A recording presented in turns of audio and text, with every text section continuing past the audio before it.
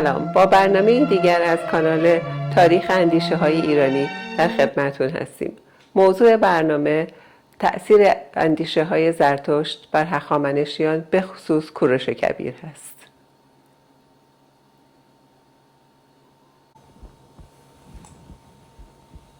طبق قولی که به بینندگانمون دادیم، لطفاً در مورد نمونه تاریخی تأثیر اندیشه های زرتشت برامون صحبت کنید. بله، خیلی ممنونم. با عرض سلام و ارادت خدمت شما.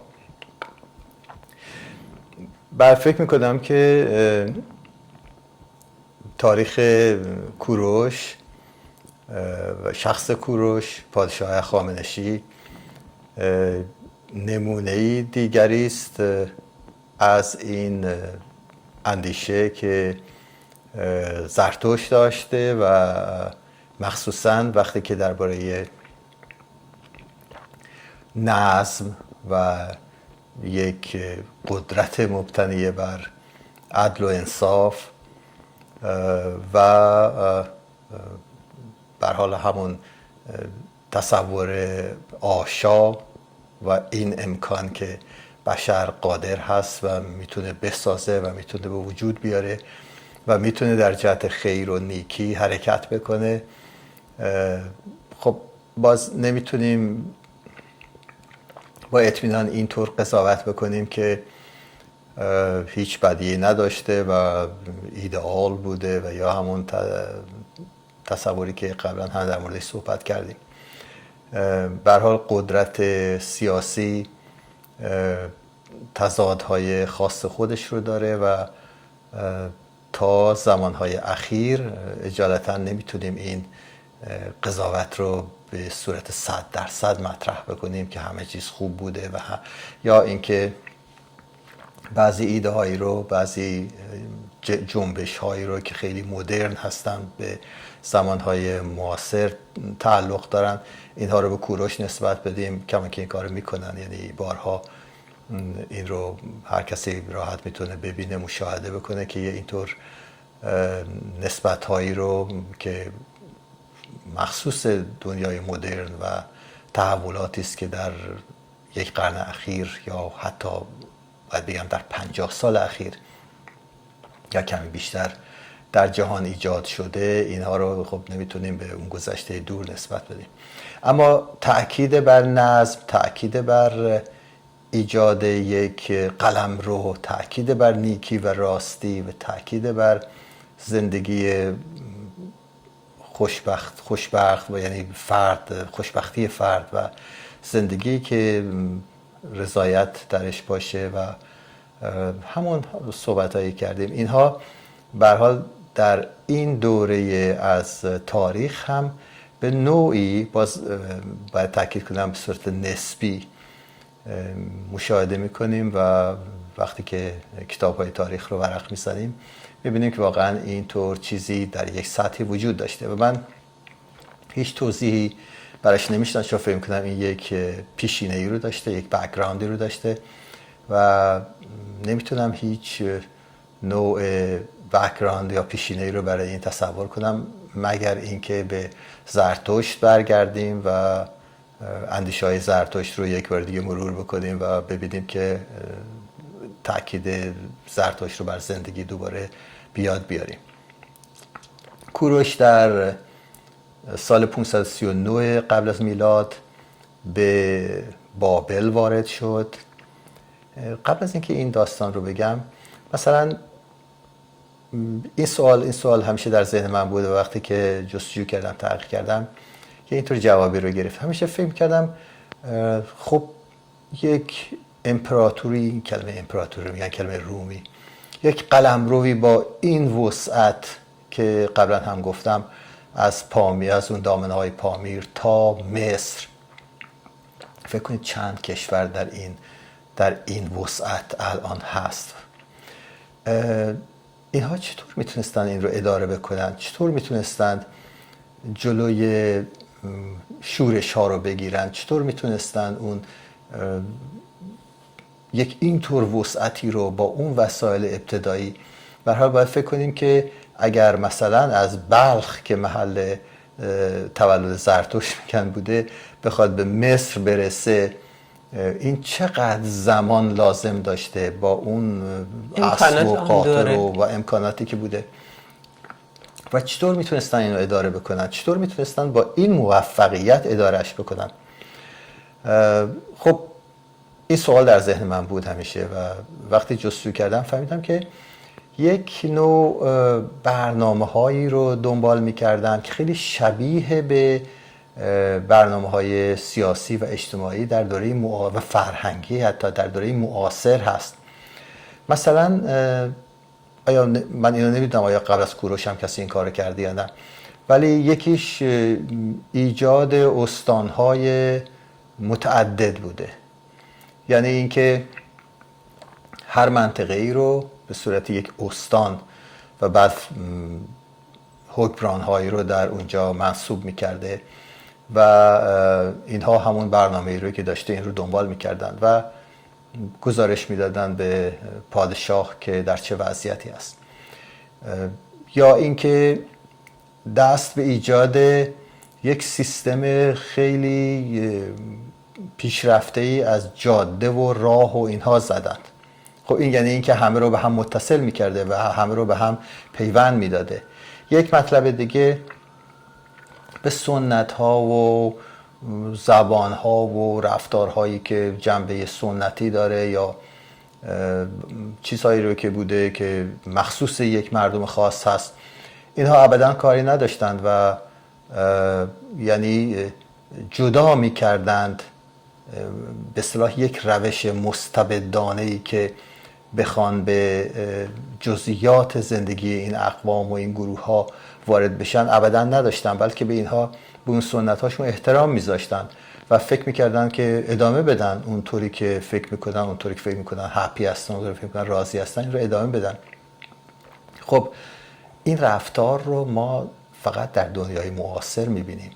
یه مسئله خیلی مهم که در همون فتح بابل، حالا بهش اشاره میکنم، یه کمی دربارش صحبت میکنم، این رو در اونجا هم میبینیم و اونجا مخصوصا این آزادی مذاهب یک جلوه خاصی رو داره که همه میتونن ببینن.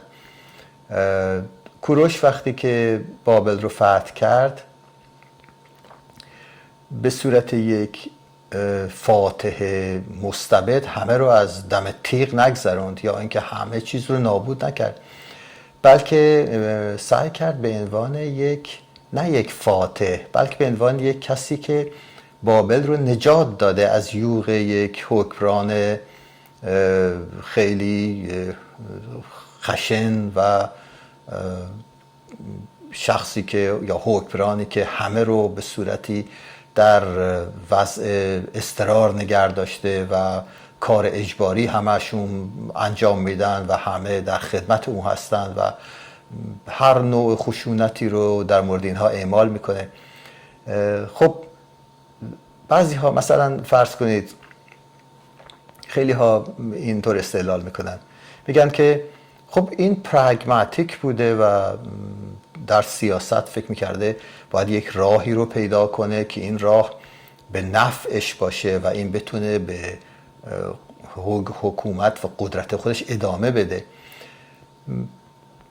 نمیتونیم این رو رد بکنیم، ولی ببینید جوهر اون اندیشه زرتشت که زندگی ارزش داره و زندگی باید بر پایه خرد باشه و اینکه همه اون حرفایی رو که زدیم، ببینید اینجا واقعا نقش داره. من در این مورد یک مطلبی رو هم بعد نیست از تامس جفرسون که چهارمین رئیس جمهور آمریکا و تامس جفرسون فیلسوف انلایتنمنت، فیلسوف اون مهم قرن 18 میلادی و مرتبط با اون جنبش انلایتنمنت بوده، یعنی عصر آگاهی. نمیدونم آیا در فارسی ترجمه‌ای که از این میکنن دقیقاً در ذهنم نیست. و به تاریخ کوروش خیلی علاقه داشته تامس جفرسون و فکر میکرده که این بهترین مدل حکمرانی هست که میتونه وجود داشته باشه. حالا تامس جفرسون اینطور میفهمیده که فرق بین چرچ و استیت یعنی حکومت و مذهب این جدایی باشه و هر کدوم کار خودشون رو بکنن و میگه این رو از کوروش یاد گرفته. دانش تامس جفرسون درباره کوروش از اون کتاب زینوفون رو فکر میکنن در فارسی گزنفون احتمالاً میگن، مورخ، این یک تاریخ نویس یونانی بوده و کتابی رو نوشته، یا اینکه بله قطعا این بوده دیگه، یعنی نمیخوام بگم منسوب بهش بوده، کتابی رو نوشته سایروپیدیا. پیدیا یعنی اینکه آموزش و تعلیم و تربیت، و این کتاب در مورد تعلیم و تربیت کوروش بوده، یعنی اینکه چطور این کوروش پرورش پیدا کرده و چه چیزهایی رو یاد گرفته.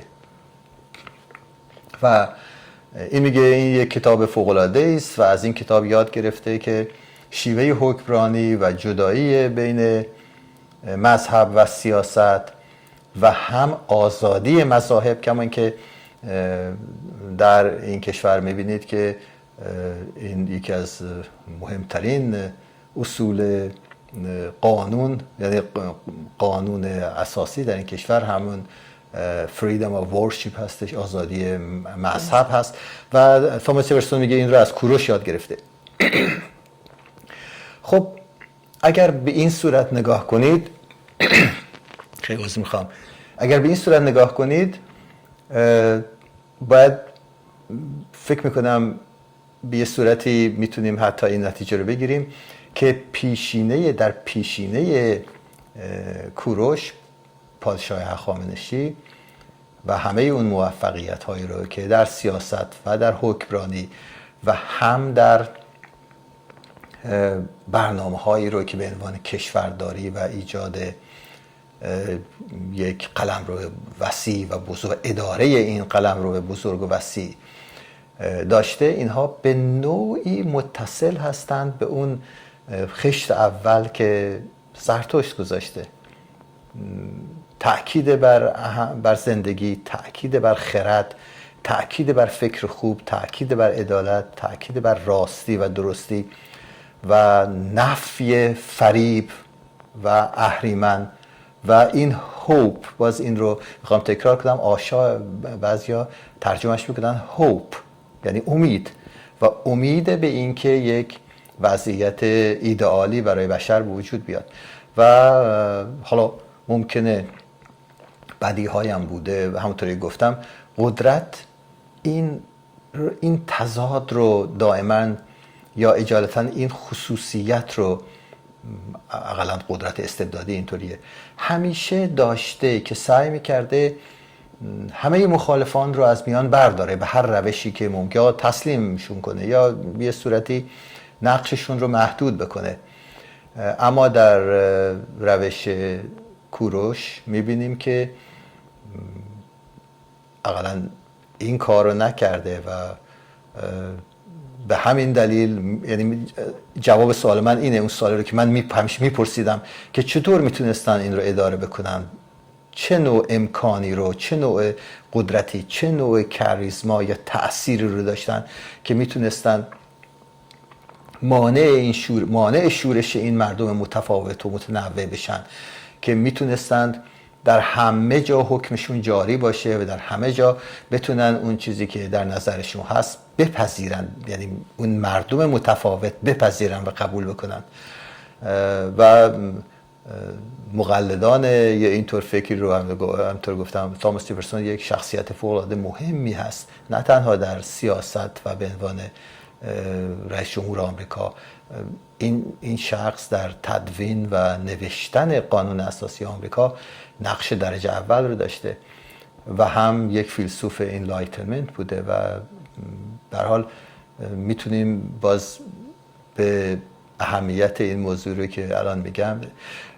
به طور کلی من کوروش رو یک نمونه دیگری از اندیشمندان ایرانی میدونم که در اون مسیری که زرتشت ایجاد کرد حرکت کرده و باز تأکید بر زندگی و تأکید بر اینکه انسان میتونه با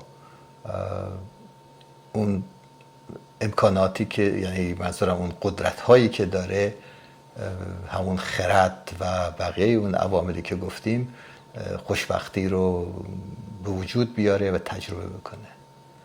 خیلی ممنون از توضیحاتتون. اگر این روش اداره کشور انقدر موفق بوده، چرا ادامه پیدا نکرده؟ چه چیزی باعث شده که اون حکومت هم از بین بره و به راه‌های دیگه کشیده بشه؟ بله خب در این به هر حال این یک فکری هست از قبل بوده، از مدت‌ها قبل بوده، اینکه این قدرت ها مثلا مثل یک انسان یک عمر دارند، بعد زوال پیدا میکنن یا از یک اوج یا در اوج قدرت خودشون قرار میگیرن و بعد تدریجاً عواملی باعث میشه که این حرفا رو به هر حال زدن، یا یه افرادی یا خیلی ها هم فکر میکنن خب همینطوره، یعنی اعتماد میکنن به این حرفا. ولی به نظر من وقتی که این به تاریخ ایران و به اندیشه‌های ایرانی مربوط میشه، از اواخر دوره هخامنشی باید فراموش نکنیم که ایران و یونان همیشه با هم تعامل داشتند. حالا این تعامل گاهی مثبت بوده و در موارد زیادی هم منفی بوده. یعنی منظورم اینه که جنگ و شدت در میان بوده. وقتی میگیم جنگ، معنیش این نیست که یعنی تأثیر پذیری یا تأثیر گذاری وجود نداشته. خب اینطوری نمیتونیم قضاوت بکنیم. به هر حال هم تأثیر میپذیرفتند و هم تأثیر میگذاشتند. کمون که خیلی از نویسندهای یونان باستان درباره کوروش کتاب نوشتند و روش‌های این پادشاه رو ستودن و خیلی براش اهمیت، براش جنبه قائل بودن. این تاثیرگذاری متقابل بوده. به نظر من ایرانی ها از همین زمان به بعد در معرض فلسفه های یونانی هم قرار داشتند. الان یک دلیل یا شاهد یا کتابی یا نوشته ای رو سراغ نداریم که یه اینطور چیزی رو به طور مستدل یا مثلا اطمینان زیاد نشون بده. اکثرا وقتی درباره فلسفه یونانی صحبت میکنیم به همون دوره اسلامی نسبت میدند و اون بغداد و بعد مثلا فیلسوف هایی مثل ابن سینا یا دیگران، برای به یک اقلا 1000 سال بعد یا حتی کمی بیشتر. اما به نظر من این تعامل بین یونان و ایران مانع از این نبوده که تأثیر این فلسفه ها بر ایرانی ها وجود پیدا نکنه. این قطعا اینطور بوده. ما داریم به پایان برنامه نزدیک میشیم و فکر میکنم که این بحث رو موکول کنیم به جلسه بعدیمون. و حتما فقط یک جمله اجازه فرمایید این رو بگم در پایان. باز به نظر من این فلسفه ها اکثرا مخرب بودند و به دنبال زندگی نبودن، یعنی تمرکز بر زندگی نداشتند و فکر میکنم یه نوع بازگشت به زبان قبل از زرتشت، اگر بخوام اینطور بیانشو بکنم. گویا که خیلی ها با این فکر من حتما مخالف هستند و این رو به راحتی قبول نمی کنند، مخصوصا که فلسفه یونانی در تاریخ فلسفه غرب، یعنی مقدمه تاریخ فلسفه غرب هستند. اما در فرصت بعدی من حتما سعی میکنم این رو نشون بدم که چطور اینها مخرب بودند و چطور اینها بر جنبه هایی تمرکز داشتند که هیچ ربطی به اون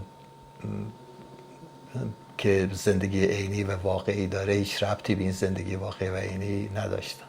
خیلی ممنون. منتظر توضیحات شما در برنامه بعدی هستیم. و خیلی ممنونم. خواهش میکنم. خدا نگهدار.